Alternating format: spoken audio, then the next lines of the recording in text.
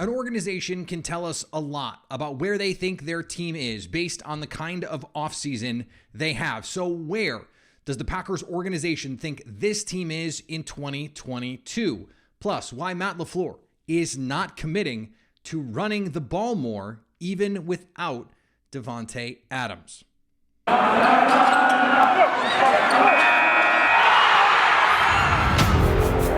You are Locked On Packers, your daily Green Bay Packers podcast. Part of the Locked On Podcast Network, your team every day. You are Locked On Packers, part of the Locked On Podcast Network, your team every day. I'm Peter Bukowski, and I cover the Packers for The Leap, a newsletter I would love for you to subscribe to. You can follow me on Twitter, Peter_Bukowski. Follow the podcast on Twitter at Locked On Packers. Like us on Facebook. Subscribe to the podcast, iTunes, Spotify, Google Podcasts, wherever you find podcasts, you will find Locked On Packers. And anytime you want to hit us up on the Locked On Packers fan hotline, you can do that, 920-341-3775. Locked On Packers is the show for fans who know what happened. They want to know why and how. We mixed the intro and the outro, but we got it all in this time.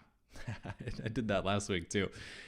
We're going to talk about the offseason today, what it tells us about where Brian Gutekunst and Russ Ball and Mark Murphy and Matt LaFleur et al. Think this team is and where it needs to go, plus some comments Matt LaFleur made on Tuesday about where he thinks this team needs to play offensively in 2022. Today's episode is brought to you by our friends at Blue Nile. Make your moments sparkle with BlueNile.com. They have fine jewelry for every occasion. Use the promo code LOCKEDON to get $50 off any purchase of $500 or more. And thanks to everyone who makes Locked On Packers their first listen every day. We hope you like starting your day with us as much as we like starting our day with you. Go back, and think about the 2018 offseason, the first year Brian Gutekunst had the wheel. It is bye-bye Jordy Nelson. It is bring in Jimmy Graham. It is a signal, I think, that something meaningful needed to change. But that this was a talented team coming off that 2017 season where you go, okay, this is a pretty good football team. We see the talent. Remember the start they had to open the 2017 season, and then Aaron Rodgers gets hurt. Brett Hundley is a disaster. But you look at what they did in the draft, what they did in the offseason, and it was not a signal that enormous change was needed. It was let's shuffle around the deck chairs, but in this case, it was shuffling the deck chairs on the Titanic, right? Because Mike McCarthy ultimately fired in that 2018 season. Then you go into 2019. This was the paradigmatic shift. This was the huge change in operating procedure for the Green Bay Packers. It's a new coach, a very different kind of culture. It was enormous money in free agency with the Smiths and Adrian Amos and Billy Turner. It was big swings in the draft with Rashawn Gary trading up for Darnell Savage. It was solidifying that interior of the offensive line with Elton Jenkins. That was Brian Gutekunst telling us he thought this team was not talented enough to win, and we saw it in 2018. Yes, they spent the 2018 draft trying to fix a particular position of need, and particularly the defense, but had to fix corner. They get Jair Alexander. They get Josh Jackson. Had to add some depth at receiver. They get MVS. They get Equanimeous St. Brown. One of those guys turns out to be a very useful player for the Packers down the road. In 2020, the Jordan Love, A.J. Dillon, Josiah DeGuara pick signaled the Packers franchise saying, we think this is a complete football team. We think adding on the margins, you add a Christian Kirksey, something like that. And that's enough. That's enough. And it turned out to just barely not be enough. Jordan Love, of course, is a signal for the future. It is a roster that is good enough to compete right now, and so time to plan for the future. Well, 2021 was an offseason of appeasement in a lot of ways, trying to get Aaron Rodgers on board, but also you bring in Eric Stokes, you bring in Amari Rodgers, you bring in Josh Myers, guys you think can compete right away, even if it turned out to be the case that Amari Rodgers couldn't. It was win now. Randall Cobb. Now, that was part of trying to placate Aaron Rodgers, but they clearly wanted to bring in a slot receiver. That's what Amari Rodgers was as well. And then they go out and they get Whitney Merciless. They go out and they get Russell Douglas. Now, part of that was because of injury, and we can't exclude that part. But they went out and got real NFL players, guys who had played real snaps, not just back of roster type filler, and then you let the other guys play in front of them. No, they gave those guys real snaps right away, and certainly in the case of Russell Douglas, he just played well enough to make it all work. They took a little bit of a gamble on Devondre Campbell, who came in and said, I want to play a specific kind of way. I think it looks like more of a gamble in retrospect now that we have the full context of that conversation. At the time, that felt like, oh, well, he's just a body. He was available to anyone, midsummer. And so he's just coming in to try and, see if he can give us something. That seems to be the feeling at the time. But now that we know that he came in and said, I want to play a very specific type of position, give me a chance. And they did. I think it was a little bit of a bigger risk than we realized at the time. I think a lot of these moves are different if we knew the full context of the conversations and the requests and the demands and all those things. So now we get to 2022. The Davante Adams move, I don't think tells us everything about this team, but I do think it is part of a bigger narrative that fits.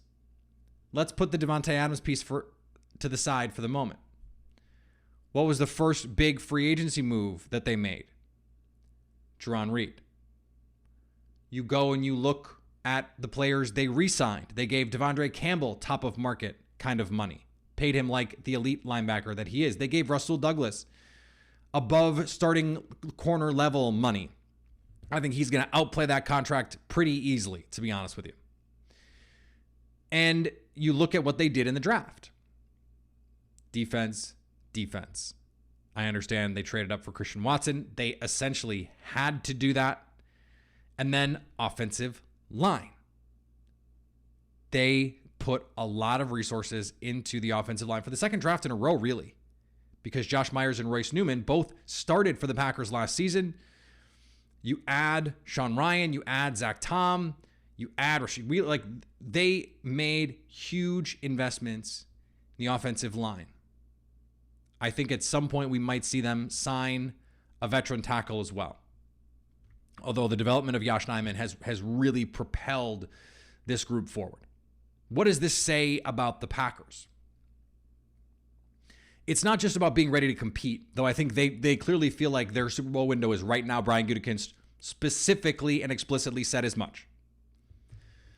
But it's more than that.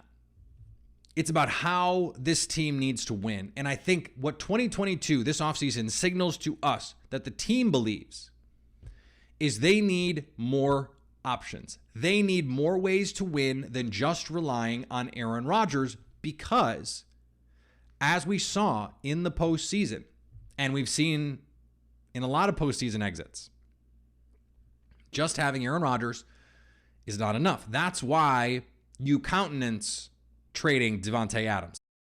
I get that they got good return for Davante Adams, but I think that's only a move you make rather than try and push it a little bit to make it a little bit more contentious.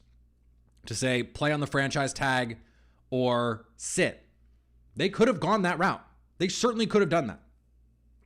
But trading him fits this idea that the team needs more ways to win than just relying on Aaron Rodgers to go make plays. The offensive line, we've talked about how essential it is for Rodgers to be protected. So it's not just about pass catchers.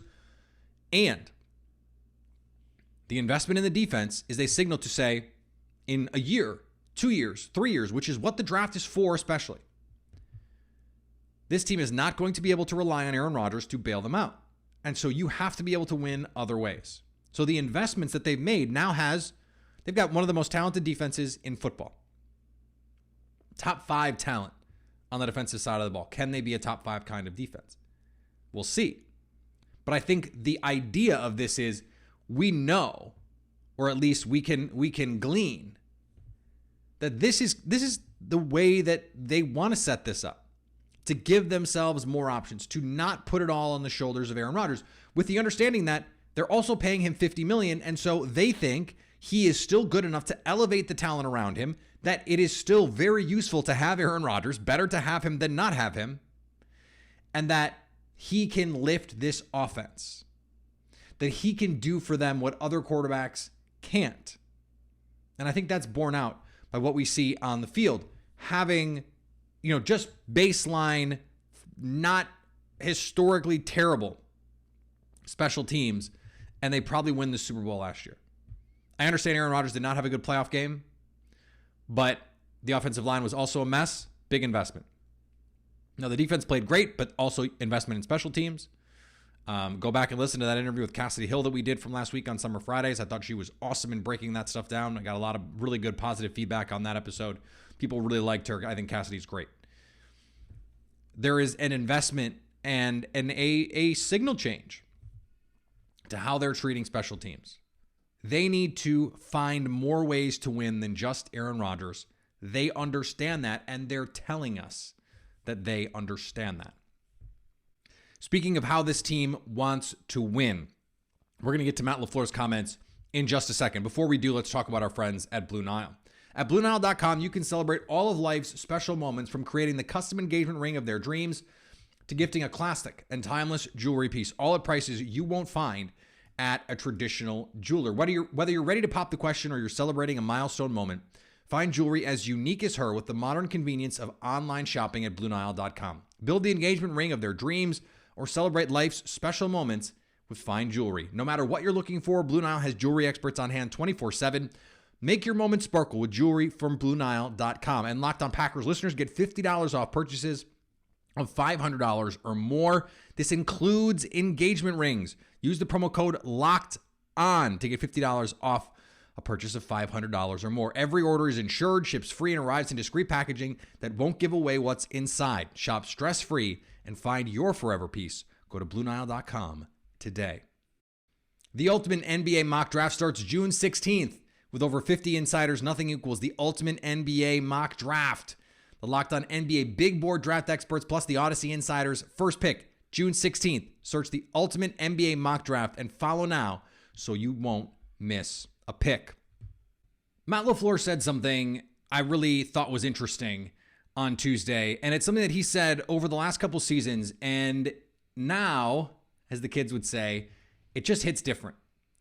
And he's been asked a couple times over the years, going back to the A.J. Dillon draft pick, going back to last season, and now I think it makes a lot more sense. Are you going to run the ball more? Why? Why would they ask that question this year? Why would it hit different this season? Well, no Davante Adams. So you're going to lean on Aaron Jones and A.J. Dillon. I did a whole segment on this yesterday or Monday about why you want to get the ball in the best players' hands and put those guys on the field at the same time. Aaron Jones, A.J. Dillon, get them on the field at the same time if you possibly can. That does not mean, in every case, certainly, running the ball. And Matt LaFleur's answer was a great one. It was, I'm not going into the season with any preconceived notions of how we have to play. There are certainly coaches, and I know that seems like a normal thing, but there are certainly coaches, even now in the modern league, who say things like, I'd really like to run the ball more effectively. I'd really like to run it more. I think we need to throw it more. I think we need to throw it better. Every coach at all times wants to do everything better. And I take them at their word when they say, I think we need to throw it better or whatever it is, because they're letting us know their priorities, right? But Matt LaFleur's saying it's matchups, it's week to week. That's what you want a coach to say, and it's easy. It's easy to say that when you haven't had to do it yet. It's easy to say that at your opening press conference, and you haven't had to make any calls on the field, and you haven't had to figure anything out, and you haven't been in that situation where you're down your best receiver or you're down your best running back, or you're playing a team that can't stop the run at all or has no healthy corners, and now you have to game plan. Can you adapt on the fly? Matt LaFleur and Aaron Rodgers and this offensive coaching staff, at least such that you have continuity there. You bring up Adam Stenavich, but you lose Luke Getsy, you lose Nathaniel Hackett. They're a big part of this offensive brain trust, but Matt LaFleur is ultimately the guy in charge of the offense. He's the guy in charge of the team. They have proven they will tailor a game plan to an opponent. And they showed, I think, especially in 2020 and 2021, when they have an advantage, they're going to go to it. When they think they can exploit you in a particular kind of way, they're going to go to it. Now, what I'd still like to see them get a little bit better at times is the plan B. Okay, plan A doesn't work. I think this team does so much planning and so much prep. They can sometimes be slow to get to plan B. You know, in the Chiefs game, for example, with Jordan Love, Matt LaFleur admitted he was slow to adjust because things weren't working. They thought they could just run the Aaron Rodgers offense with Jordan Love, which was never the right way to go. But you look at the Arizona Cardinals game. No healthy receivers. They go and they win on a short week, just running the ball, short passes, and playing really good defense. You go back to 2019, where you lost Davante Adams for a month. And you look at the Cowboys game, it's Aaron Jones. You look at the Chiefs game, it's Aaron Jones. You look at the Bears game, Davante Adams played early in the season. They won with defense. Now, that wasn't necessarily molding a game plan, but it was understanding that this defense could get stops, and so you can play a little bit more conservatively. Look at the Rams game in the playoffs. Run, run, run. Exploit them, get them thinking run, and they dominated that game up front. Packers have to get back to doing some of that stuff too. But they knew they had to be patient. But then look at the Rams game this past season. That was shotgun. It was empty. It was 4 wide receivers. It was spread these guys out. It was make Jalen Ramsey move around and then make everyone else cover. And give your offensive linemen quick passes. Give them not much time to have to pass protect during, and you're in really good position. We've seen them do this. We've seen Matt LaFleur prove that he can do it. And I think from that standpoint, it's just different now because they have to. They have no choice. There is no Davante Adams to bail them out. It is easy to say we can be adaptive when you know you have that ace in the hole with Davante Adams. Because if that plan A doesn't work, you always have plan B, which is Davante. Assuming Davante is not plan A. And plenty of times last season he was. So now what does plan A look like? And maybe more importantly, what does plan B look like? That's where I want to see the growth from Matt LaFleur this year. That's where I want to see the partnership with Aaron Rodgers grow this year. How can they problem solve?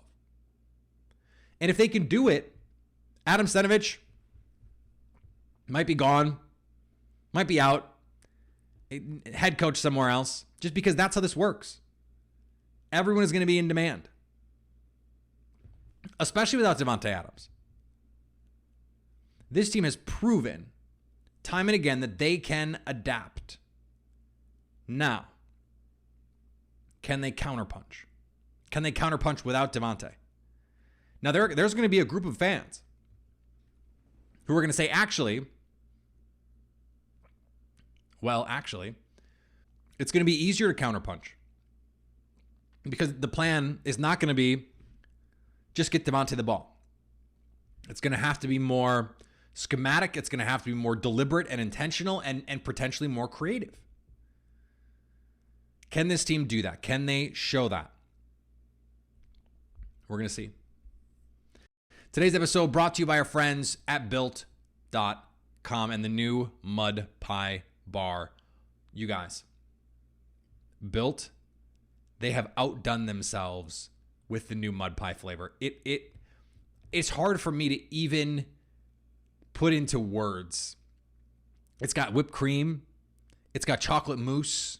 It's covered in real chocolate plus a cookies and cream crumble on top. I mean, come on. And you're going to need to do it fast if you want to buy these, because they're only available for a limited time, which means they are going to sell out in a hurry. I was just talking to my dad, in fact, who was saying, I hear you talk about these flavors, and by the time I go to order them, sometimes they're gone. I'm like, okay, first of all, you need to listen to the show the day of, because he doesn't. Love you, Dad. And when you hear about these new flavors, you got to get on it, because they will go. People love these things. And you know, especially those of you who have tried Built Bar, you know these bars deliver on the flavor. And I'm telling you, this is next level stuff. Go to Built.com and use promo code LOCKED15 to get 15% off your order. That's promo code LOCKED15 for 15% off at Built.com. And thanks for making Locked On Packers your first listen every day. Now make your second listen Locked On NFL. Our national NFL experts and insiders keep fans dialed in with the biggest stories and the latest news from around the league, because an offseason doesn't equal a break in the action. Follow Locked On NFL every day on the Odyssey app, YouTube, or wherever you get podcasts. We're going to be back on Friday. Summer Fridays continue. We're going to continue with this 3-show structure into July. We now know that training camp sounds like it's going to open July 27th. So plan your trips to Green Bay accordingly. Rookies are probably going to have to get there a little bit sooner. So, you may see them hanging around. You may see Quay Walker at the quick trip if you're so inclined. And we're gonna have a lot to talk about over the next 40 or so days before that all opens. We're gonna have a lot of fun. But so three shows still for the next month and a half, basically. So, but we're still gonna have fun. We still got rookie orientations. We still got to talk about some of these rookies in depth. We got to do it. So we're gonna have all of that coming up in the next couple of weeks. Follow me on Twitter, Peter_Bukowski. Follow the podcast on Twitter, Locked On Packers. Like us on Facebook. Subscribe to the podcast, iTunes, Spotify, Google Podcasts, wherever you find podcasts, you will find Locked On Packers. And anytime you want to hit us up on the Locked On Packers fan hotline, you can do that, 920-341-3775, to stay Locked On Packers.